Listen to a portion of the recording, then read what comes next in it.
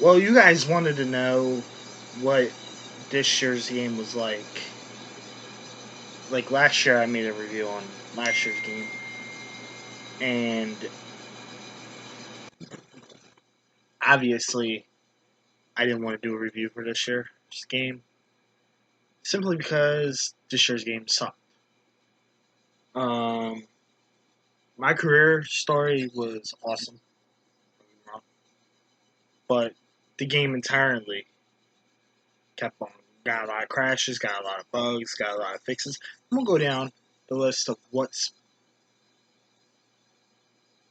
really, really going on with WWE 2K20 and why we're not having WWE 2K21. WWE 2K20, when it was released late. The creators that made last year's game, I think Ukes, left the franchise and went somewhere else because they didn't feel they were needed. Um, as far as when the game was released, it was advertised. The graphics weren't that good. Um, Superstars looked like they were actual creative superstar. Did you not realize that? Um, the thing that I had the problem with is the way they advertised it and the way the graphics and the gameplay came out. There was no creative championship when we first got the game. Um, when we first got the game, we had Superstar, we had Moveset. There was no championship. Usually there's a creative championship, and then when there was championships, there was no side plates. So side plates wasn't even a factor in this, as per last year's game. Last year's game introduced side plates on WWE Championships, and any custom championships you make with side plates, that was up to you. Um, Fast forward, Universe. Universe was a lot. There was a lot of crashes and stuff like that, but Universe just plain out messed up everything. Um, they did everything in their power to give us what we wanted, but yet didn't fulfill fulfill what they were going to do. Another thing is they made 7 slots instead of 6. How we know this because when we had WWE 2K19, it was only 6 slots. They gave us an extra 2 slots because 18 had only 4 slots, so they ended up giving us 2 extra slots, and it made it seem really well. That was well and good, but still, um, there's a lot of preparation that needs to be done.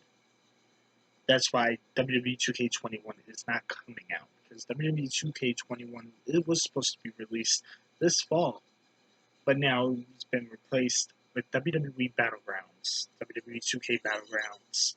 It's a new game, like a cross-play. I think it's going to be a cross-play game through all systems. Um, that will advertise it for PC, Xbox, and PS4, and PlayStation. I'm not getting that game. I don't find it any interesting. I'm normally the type of guy that gets the actual WWE games and actually start playing WWE games. Like this year's game sucked balls.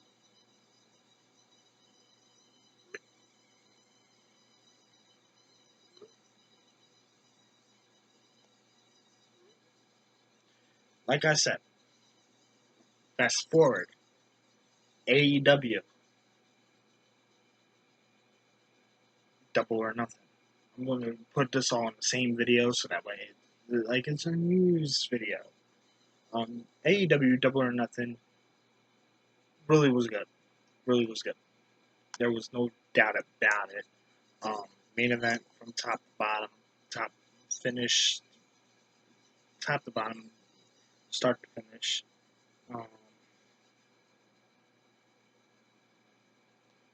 I'm going to run down the matches for you.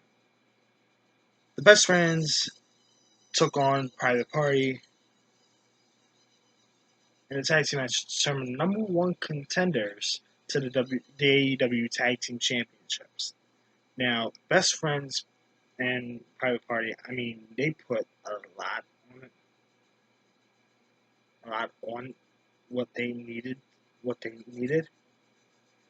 But Best Friends defeated Private Party to gain a tag team championship match in the near future against Adam Page and Kenny Omega.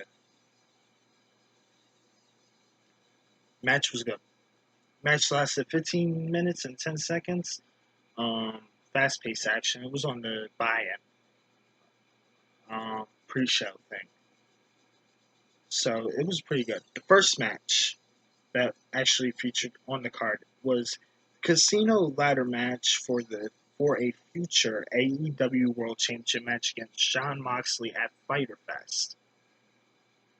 We had Luchasaurus, Kazarian, Kip Sabian, Scorpio Sky, Joey Janela, Orange Cassidy, Colt Cabana, Darby Allin, and a mystery opponent was announced. Joey Janela took Rey Fenix's place when he got injured the past Wednesday on AEW Dynamite.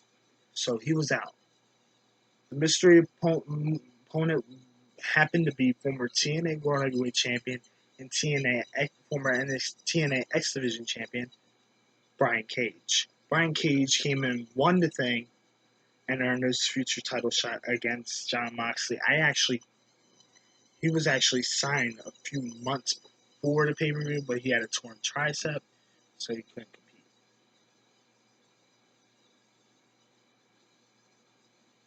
Now,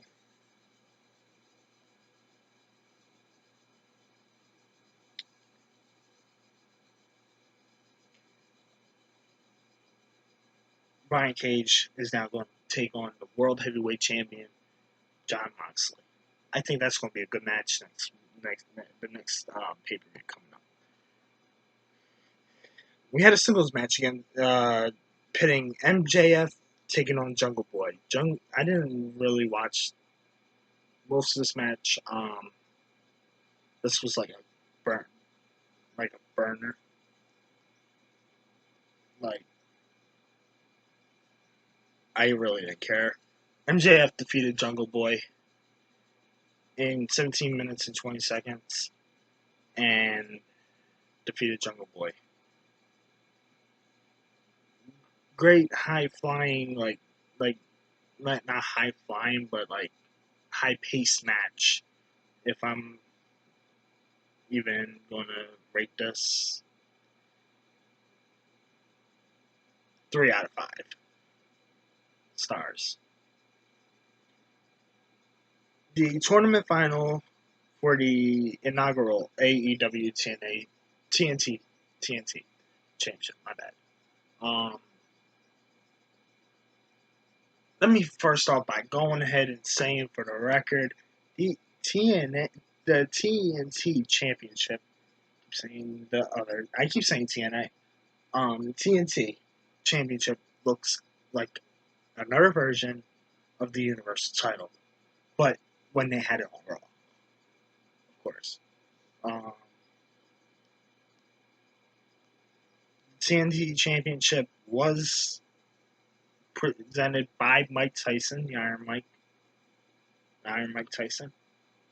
Cody Rhodes with Arn Anderson took on Lance Archer with Jake the Snake Roberts.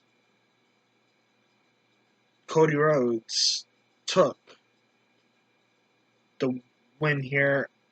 I enjoyed this match. I think it was a little bad because of the way the match was built.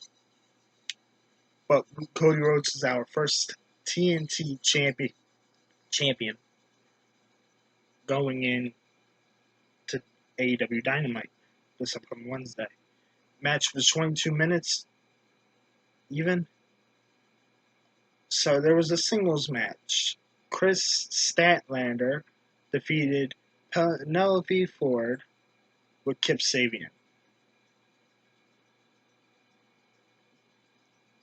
Just a filler match. 5 minutes and 30 seconds. Just a filler match. A match that totally was not appropriate for the pay-per-view.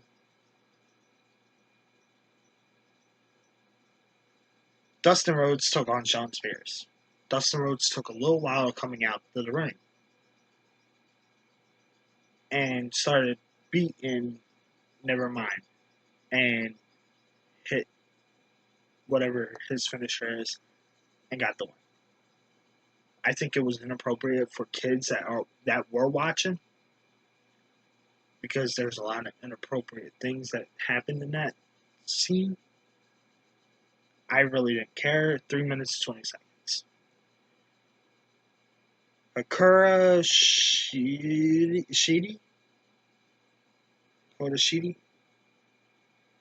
versus Nyla Rose. I don't know who the person is, but no disqualification, no count-out match for the AEW Women's World Championship. Nyla Rose lost this match. We have a new AEW Women's World Champion.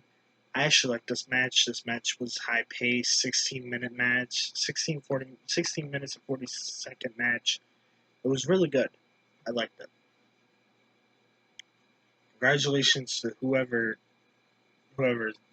name that I could not pronounce at all, but congratulations to her. The AEW World Championship match. This was off the chain. We saw Mr. Brody Lee taking on the world champion, Jon Moxley. Jon Moxley, former WWE star, Dean Ambrose. Jon Moxley defeated Mr. Brody Lee by tentacle submission. This match was horrendous. They went through the stage.